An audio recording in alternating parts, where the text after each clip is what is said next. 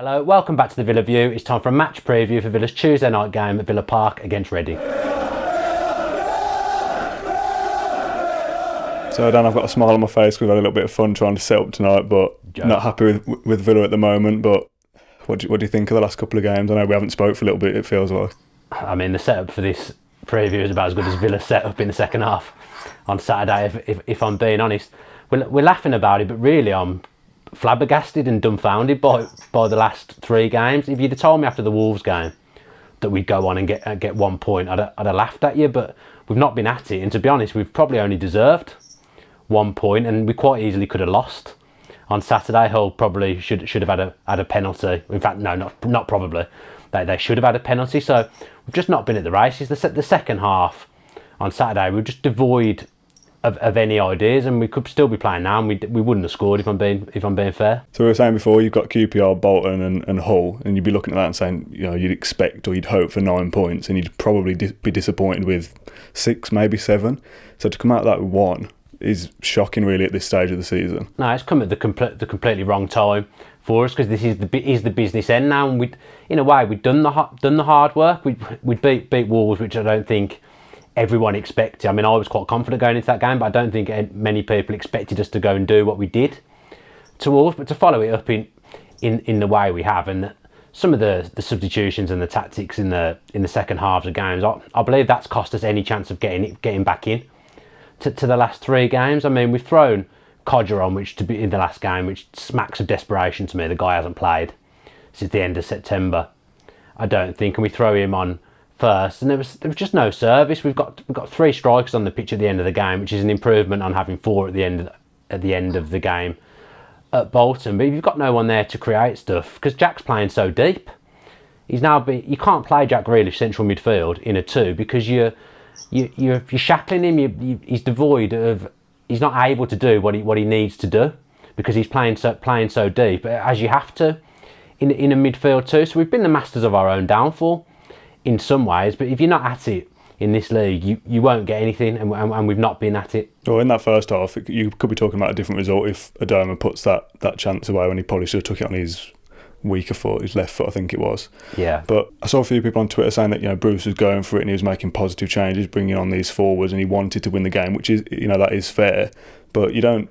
It very, very rarely happens that you bring on 2 or 3 extra strikers and that works out for you, because if you're taking off a midfielder or a left back or something crazy, you're changing up the team in too many different ways. Having 3 strikers up front doesn't mean you're going to score more goals, because if there's no service there for them, they might as well not be playing. In fairness, most of our goals have come from midfield this season, and we've had those 4 playing in front of an anchor man. But if you take that away, the creativity becomes less. You've got an extra striker on the pitch, but it's not going to make a difference. It's not going to change anything, because we're not going to score, because there's going to be no service. As you say, I mean, it worked to an extent in that Preston game at Villa Park. I think he threw Keenan Davis and Hogan and Grabham were all on the pitch at the same time, and we managed to somehow get ourselves back in the game, albeit from a fortunate penalty. But it didn't work against Bolton, so I don't know why we're trying it again. And there's just been certain things that to me haven't really made sense. Like Hepburn Murphy came on before Hogan in the previous game at Bolton, and then if you're doing that, working by that logic, then surely he's on the bench on Saturday and not Hogan. So there's a few things that have been happening that don't make sense to me. I actually think Saturday would have been set up for Hogan.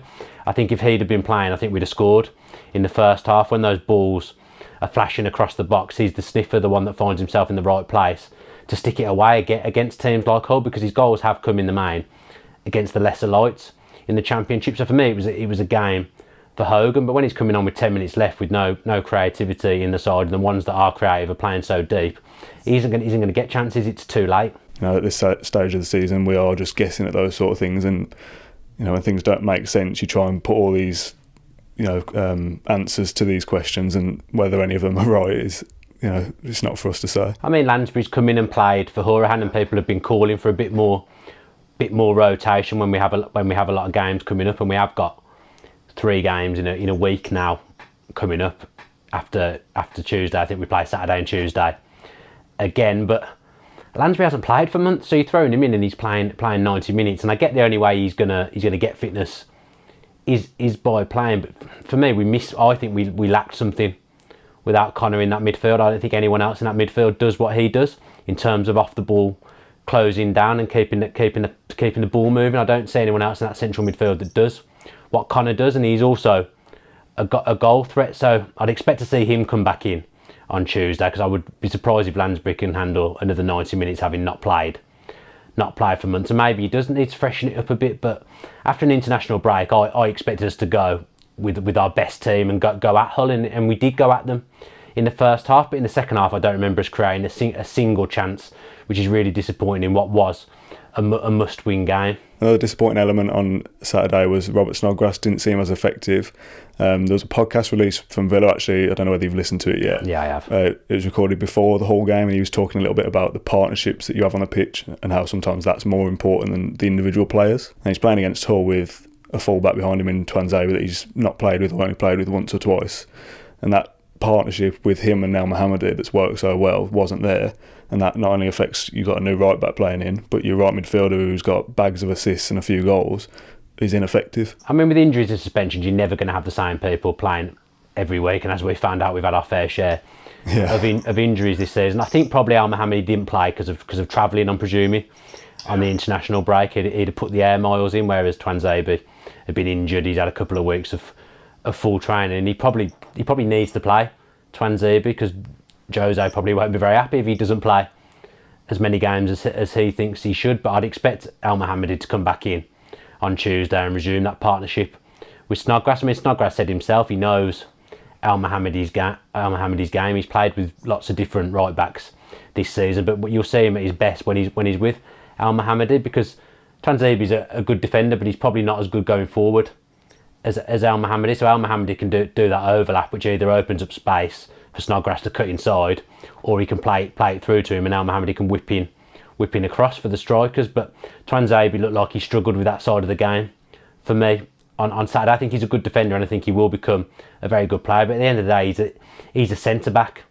Al Mohamedi is an attacking fullback. I mean, I think Al Mohamedi is probably a right midfielder, but he is an attacking fullback when he plays there, and I think he certainly brings the best out of Snodgrass. And I just think he was shackled without Al Mohamedi there. So how does this sticky patch, for want of a better word, of 2 defeats and a draw, how does that affect Villa going into this game against Reading now, who are a team, again, who you'd expect us to beat on paper? Well, typically Reading have got a new manager in just before they play Villa. We've spoke about it in multiple previews.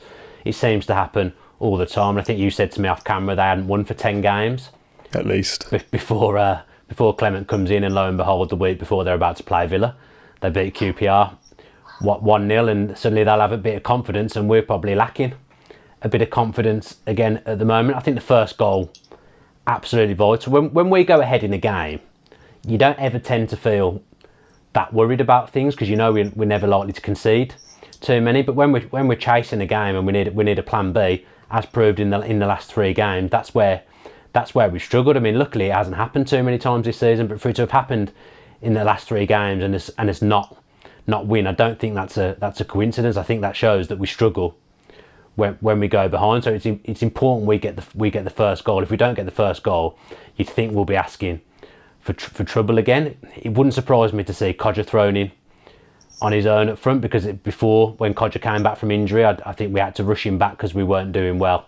And I think because we haven't done well in the last 3 games, I think there'll be a temptation there to throw him in for the start. Personally, I think he's probably a better option coming off the bench at the moment, because he won't be able to last 90 minutes. There's no way he'll be able to play 90 minutes, and we have got other forwards. But Reading will suddenly come here and think they've still got relegation troubles if they're still not mathematically safe. So they'll come here and think they'll smell blood.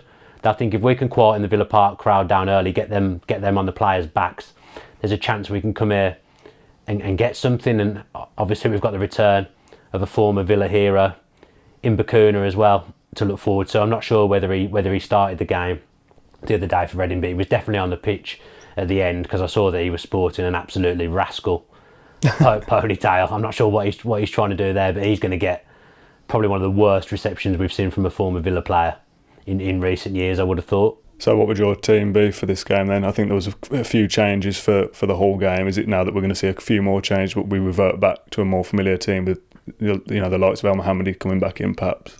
I mean, personally, I'd play Hogan for this game. I would have played Hogan for the last one as well, because as I say, I think he'd maybe sniffed out a goal for us. So I'd bring Hogan, Horahan and El Mohammadi back in if it were me, and keep everything else the same. But I'm really not sure what Bruce will do. I think he will bring El Mohammadi and Connor in. I just think that the anchor man's up for grabs. It depends on whether Bjarnason's fit, but I think Bruce will probably stick with Jedinak, and then the striker's place I would expect it to go to Graben, or if we're feeling extra panicky, maybe Kodja. Yeah, I wouldn't be surprised if we did see Kodja. Like you say, he's not going to last 90 minutes if he does play, so you're already looking at he's going to have to come off at some point regardless of how the game goes. I agree with you though, Horahan and El Mohammadi both have to come back in for me.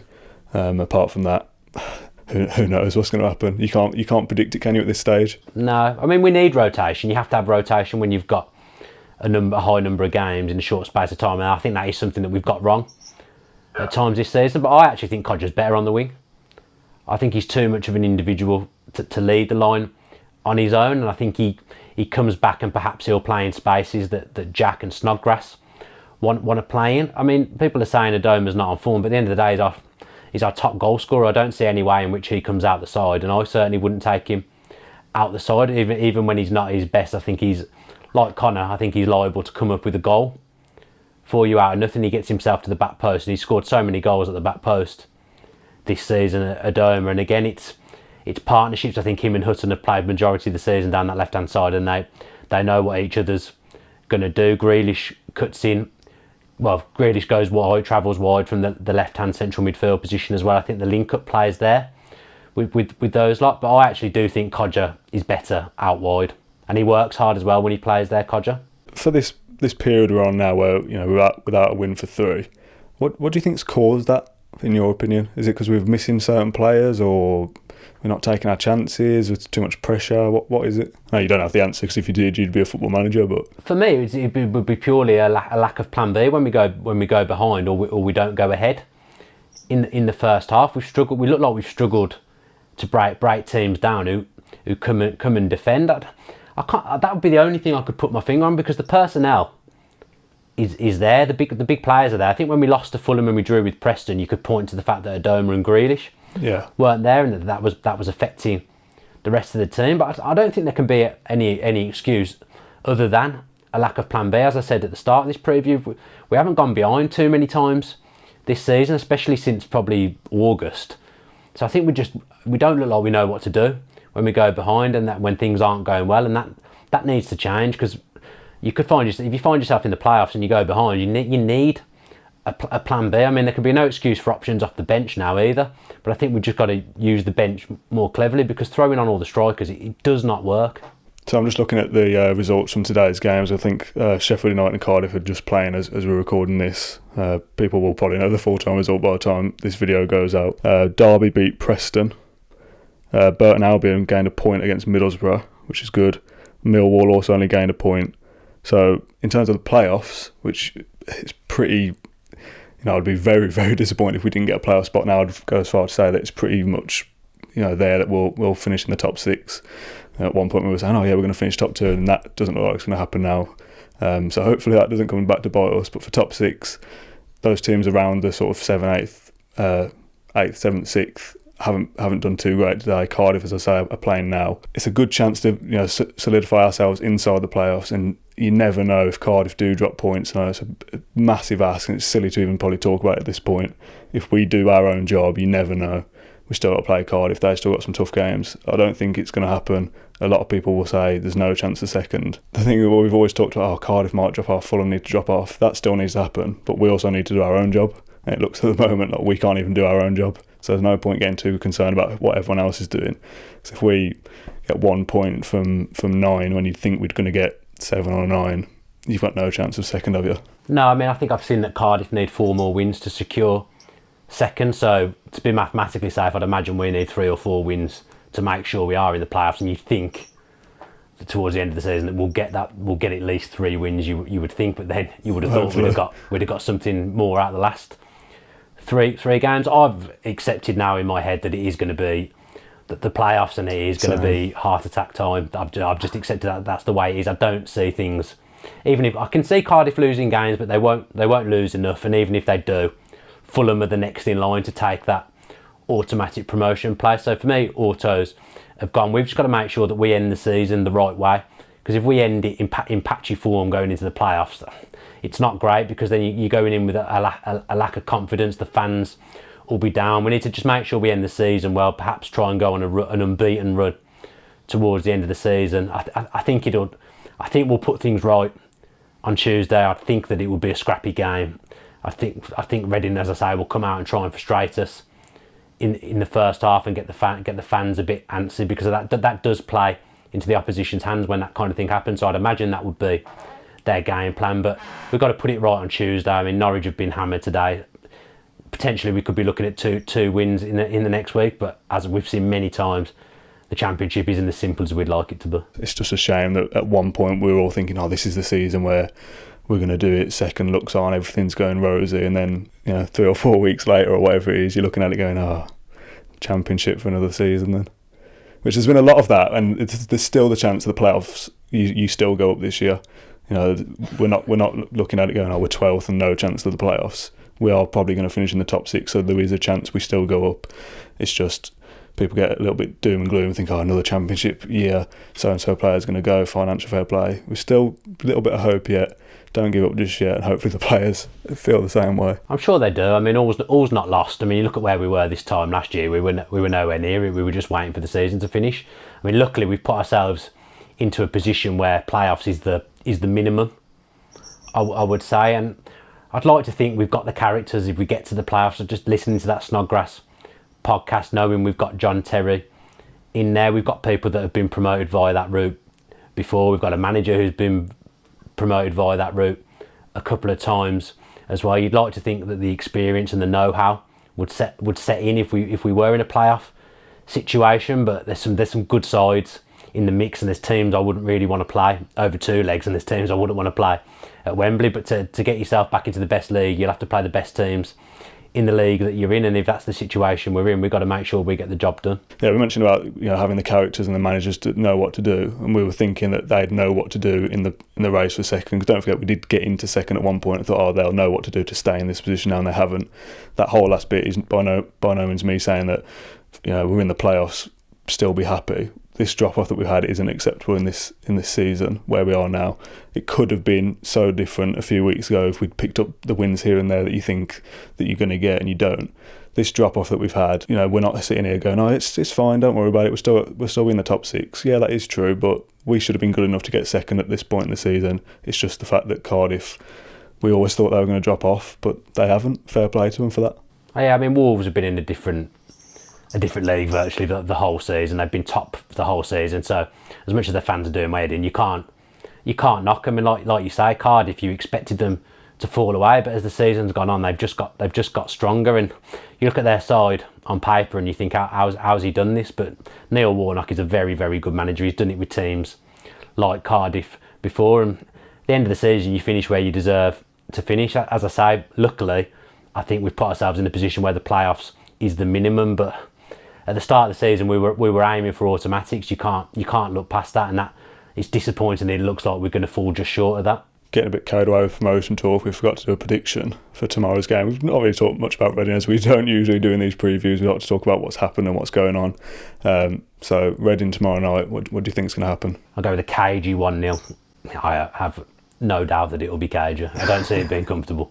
I'd like to say we'll win 2-0 and it'll be fairly easy, but that's never going to be the case with Villa, especially with them having a new manager as well, like we've talked about. Typical, that always seems to happen.